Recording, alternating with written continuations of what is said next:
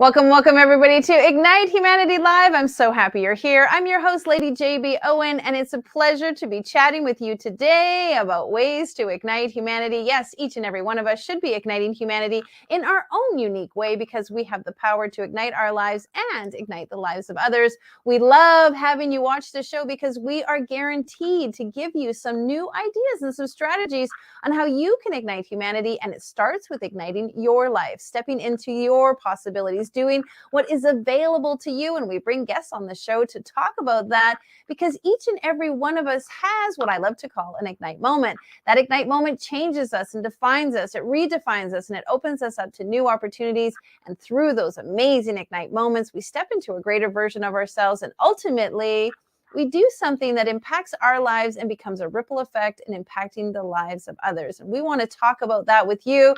I was feeling like it's a great day in the neighborhood, a little bit of fun and excitement in my heart. And I want you to feel the same. I want you to realize that in your neighborhood, you have greatness. You have an opportunity to impact people right in your community.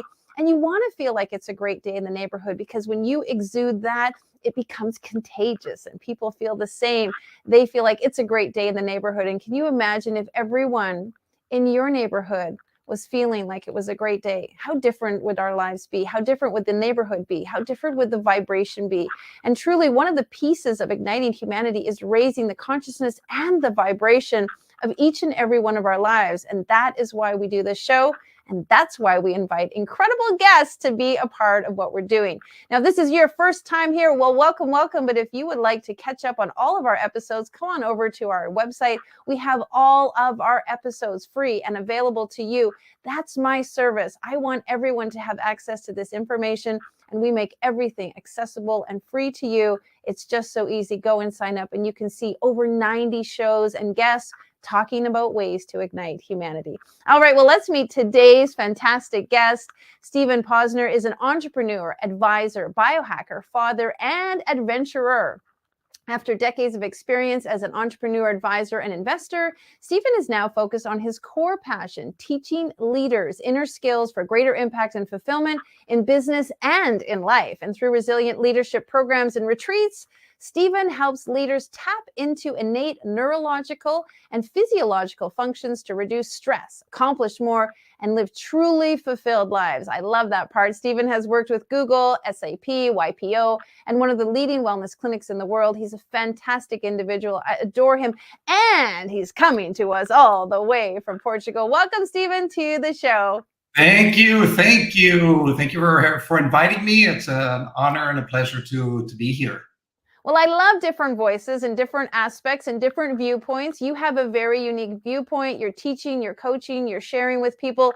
You love the word resilience. Can you talk to me a little bit about what resilient means for you and how possibly resilience is really going to help ignite humanity? Well, I sort of feel that people misunderstand the true essence of resilience. So when you ask someone, what does it mean to be resilient? What is resilience? They talk about, bouncing back from adversity, having challenge and being able to pick yourself up. And I think that's wrong. I think it's the wrong approach. It's the classic definition. For me, resilience is about having a totally different relationship with adversity. If you think about any challenging moment that you've had in your life, either personal or professional, and if you have a healthy relationship with that event, regardless of how traumatic, you look back and you say, it was tough, but I grew, I became wiser, smarter, stronger, a better person out of that. So challenge makes us better, except when we're faced with a new challenge, a new adversity, we sort of feel a little bit deer in the headlights and a bank of fog, when we should be saying, wait a second, there is something for me here. There is a lesson. I just need to ask the questions. What am I supposed to learn? How am I supposed to grow?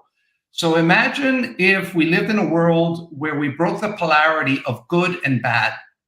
There's only good and grow. So whenever something is not going the way you'd like it, there's just something there to grow you. So that's my view on resilience. I sort of feel if people can break out of this polarity, suddenly bad is not seen as bad. Bad is seen as an opportunity to grow, to do something better, to improve. And it's an important fundamental mind shift. Yeah, I really like that a lot because you're right. People do see resilience as like the push, the endure, the butt up against.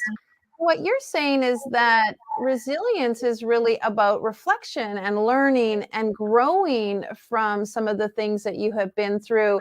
And why wouldn't we want to do that instead of just push through, ignore, kind of brush it under the table, or just bulldog our way through it? It's actually quite valuable to sit back and say, what was this here to teach me?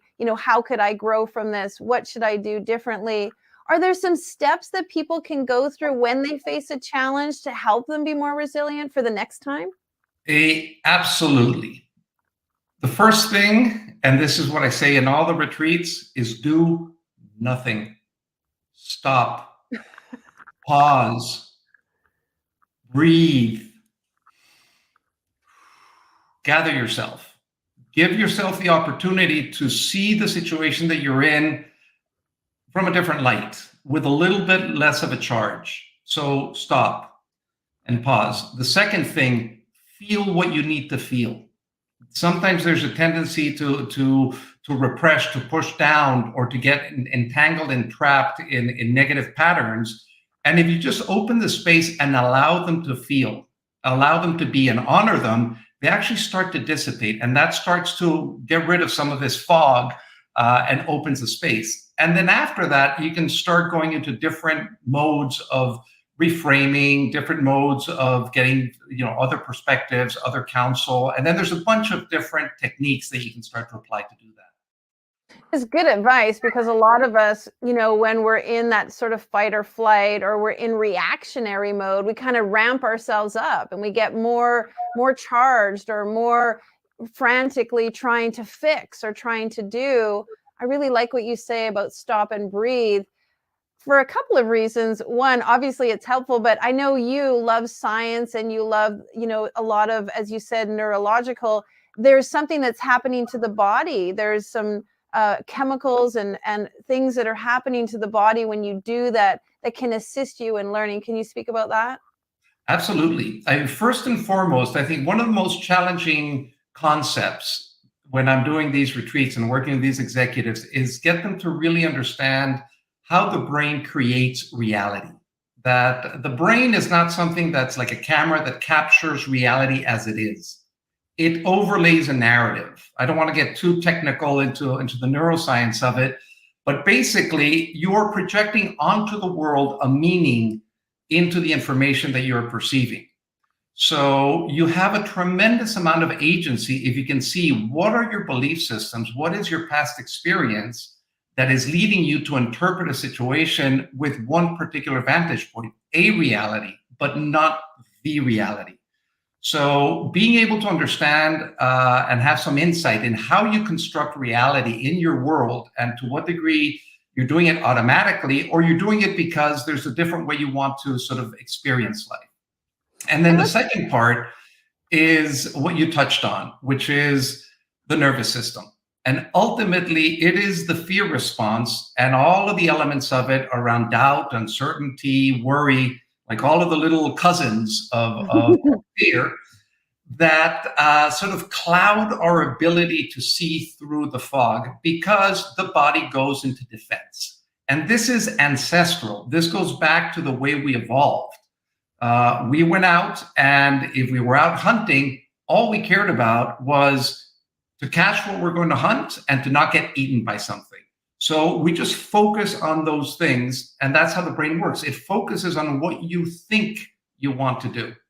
And here's a little fun test that maybe your audience might enjoy, and it takes 10 seconds to do, and I love to do this, that I tell people, okay, look around the room, and I'll ask you to do it for 10 seconds and count squares and rectangles. Okay, so count squares and rectangles for 10 seconds. Go.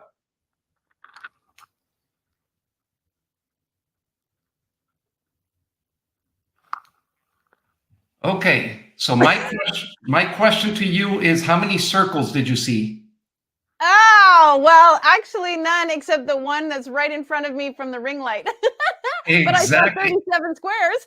And if I tell you now count circles, you're going to see a bunch of circles. So what happens is your brain focuses on what you think you're interested in, either consciously or subconsciously. So it crafts that reality Mm. based on what you're thinking and what you're believing. And so when your nervous system gets triggered, you're then in survival mode, making it a lot more difficult to see different perspectives. So one of the really powerful things is that breath is a incredibly powerful way to regulate your nervous system, to take you out of a stress response, to calm you down, to bring you back into a place of recovery, of rest. And all of the chemicals go down, all the cortisol, the adrenaline, all of the neurotransmitters that are kind of putting you in defense mode calm down. And that creates a shift. So, ironically, a lot of people try to solve problems with their brains versus use your body a little bit. Get yourself out of a state that is limiting your ability to see solutions, because that's the way we're wired when we're in sort of the fear response mode. Change your state and then come back to the situation. That's where the pause is so important, because the pause gives you the opportunity to grab the moment and shift it. Mm. And would you say, like, and I love that because I'm a big intellectual person. That's the facts. What's the data? What do we need to do? What connects the dots?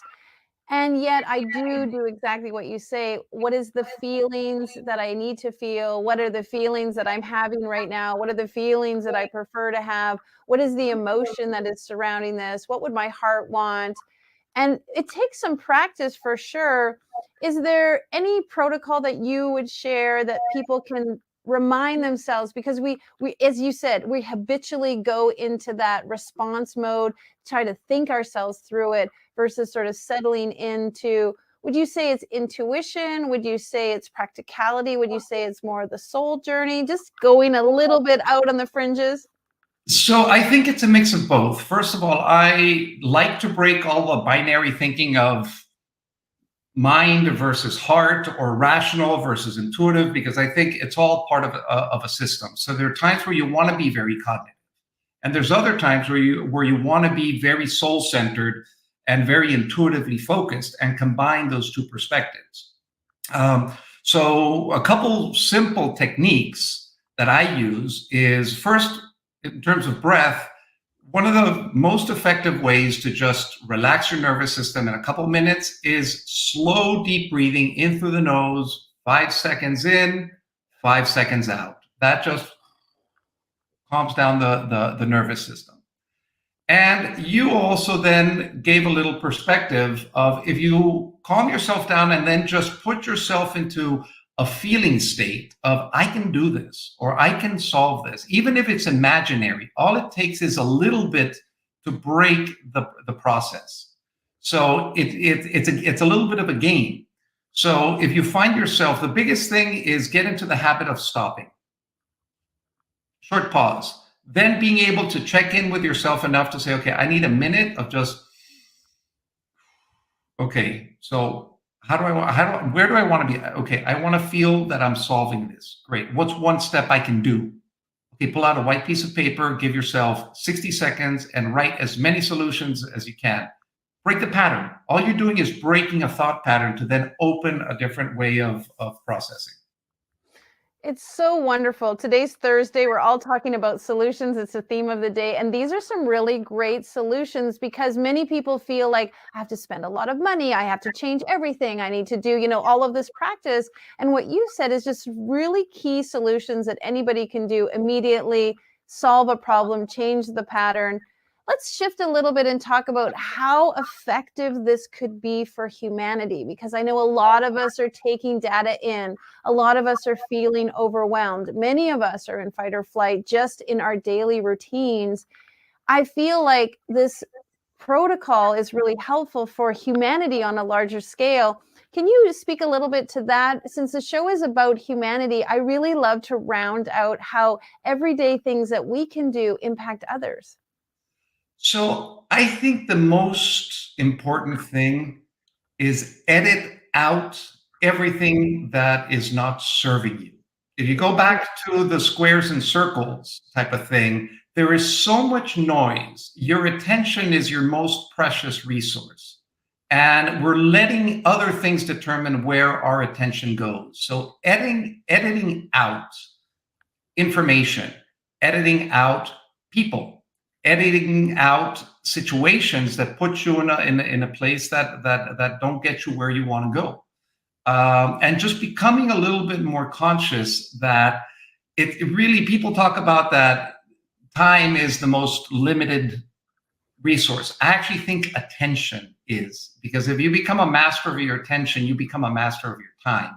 And everybody lives 24-hour days. Nobody has more time than anybody else, but it is with the attention. So if people are able, if humanity could pause and stop and say, okay, who's pulling my attention? And do I want to give them that power over me?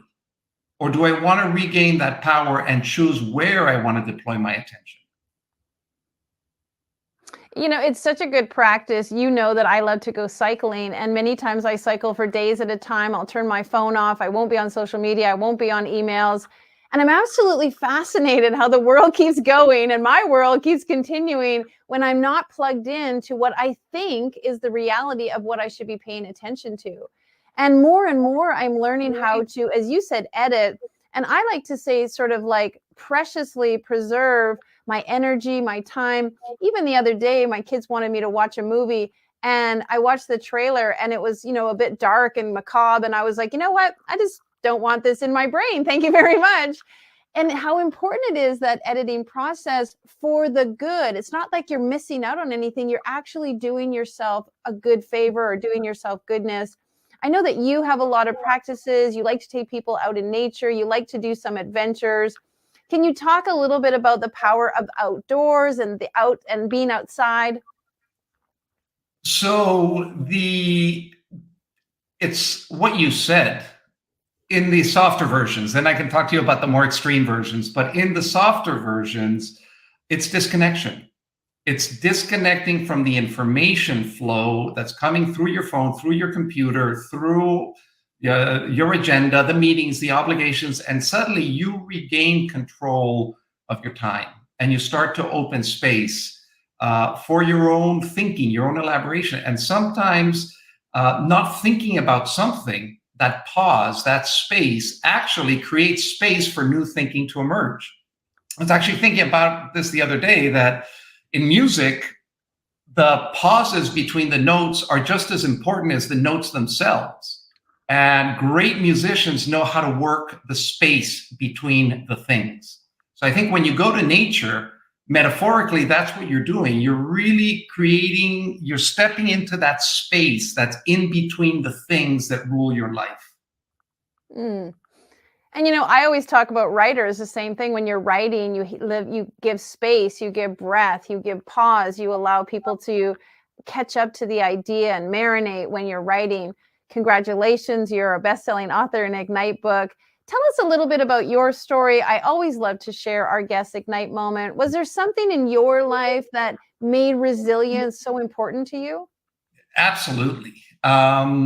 Without going too long, because we don't have a huge amount of time, but basically I had a wonderful business that was about to blow up, and I was going to turn 50 the next year, 2 kids, and I was like, this is not a good situation. I'd had some good businesses, I've had other business failures, and I'm like, at this stage in life, this can really take me under.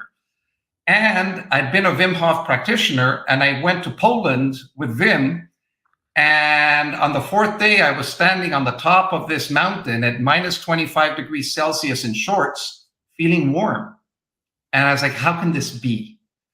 And suddenly I realized, wait a second, cold is a physical reality, but we were trained to interpret the information that comes through thermal sensors in the skin and rewrite the meaning of the cold. So with this business that was about to fail, I said, I'm going to turn the closure of this business into the biggest success ever. The most elegant, the most honorable, the most beautiful business closure. And with that reframe, I went back, and it was not easy, but it was an amazing experience. And then that just got me thinking, what else can this be applied to? It's just a shift of the perspective of not getting trapped in what might be the default response to something. And I learned it in this extreme environment. And suddenly that made me realize, oh my God, there is so much power, untapped power in our brains and in our bodies that if we learn how to harness them, they can make our lives so much more rewarding, so much more fulfilling. And that was sort of the little seed that then has blossomed into this resilient leadership thinking and philosophy and way of living and doing. It's so inspiring. I know that we live on other ends of the world, but I do see you on Facebook, and I do see the fun things you're doing. I remember when you were doing the splits challenge and you were challenging yourself to be able to do the splits. Did you succeed at that one? I've got this much to go.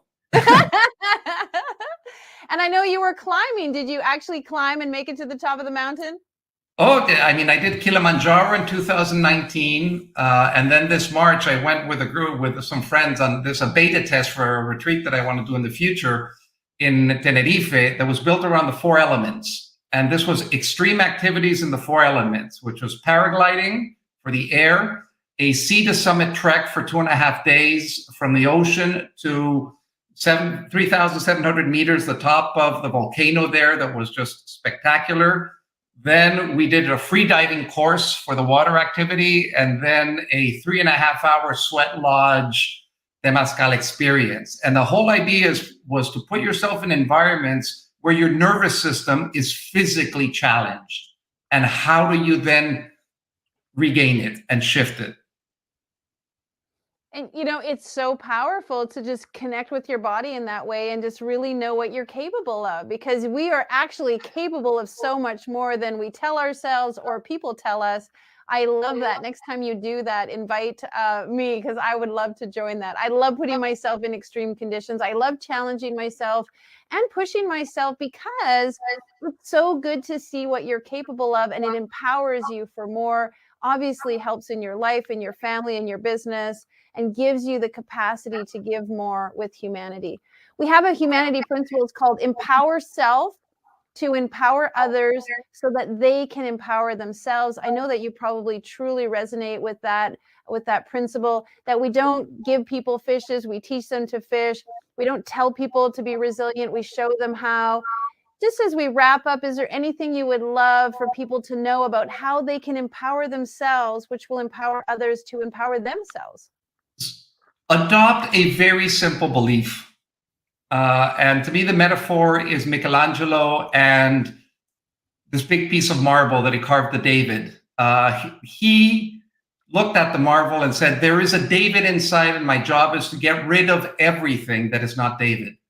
So if you can adopt that belief that you have absolutely everything you need to accomplish anything and everything that you want in all aspects of your life, your job is just to get rid of the things that are getting in the way. You're not missing anything. You just need to free it, open it up. And that belief is very empowering because it's already in you. Give yourself permission to let that come out. And I do this show because I love listening to leaders and mentors like you, because I just take it all in too. So I love it. Any great words of advice for JB's community, the Ignite community, humanity in general? Because I just love what you just shared. I was like taking that in personally. I would just say, come back to the breath always for everything. It is the magic bullet to give us mastery at a mental, physical, and emotional level.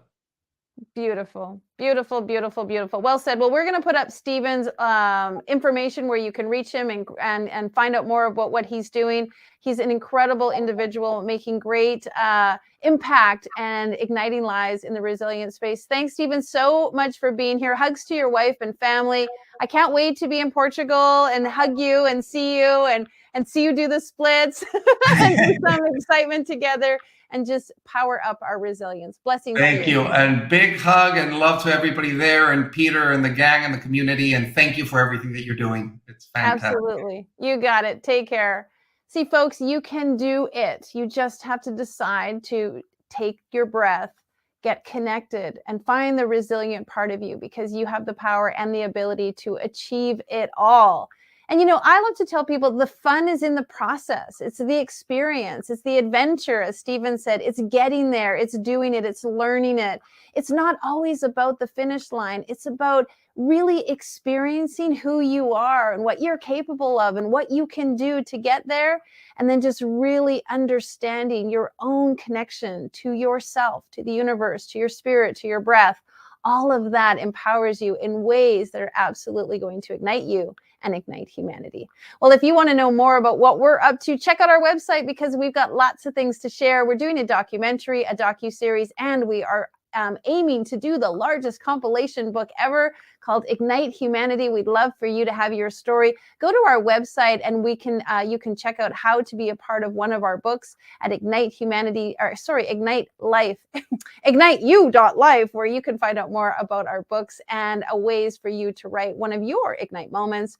If you would like to watch this episode or one of our previous episodes, we've got it all on our platform. You can definitely go there. We are igniting the lives of children, and that's important to us. At the end of May, we'll be going to Indonesia to build our Classrooms of Hope, our Ignite Possibility Classroom of Hope, and our Ignite Possibilities Classroom of Hope.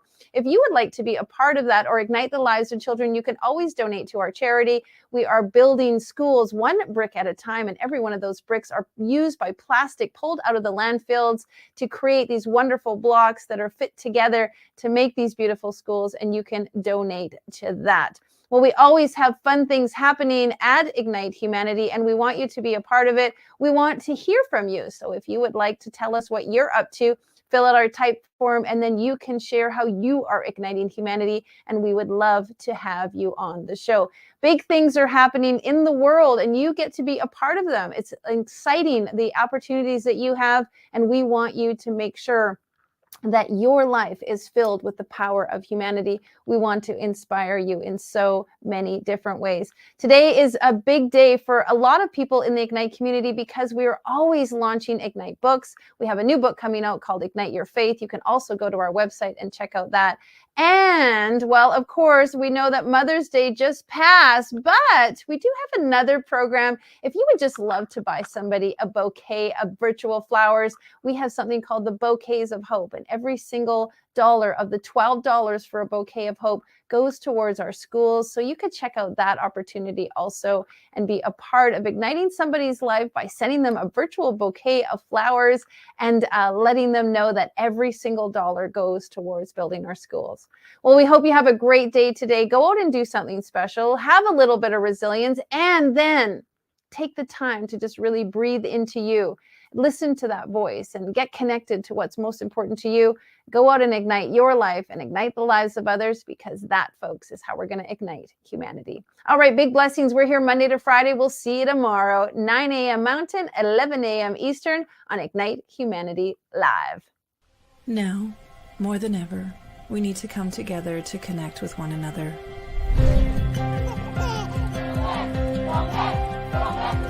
We need to feel the truth in who we are and let go of everything that's happened in the past. We need to empower every person on the planet and awaken hearts, enliven souls, come together, laugh, play, rejoice, connect, create, and love.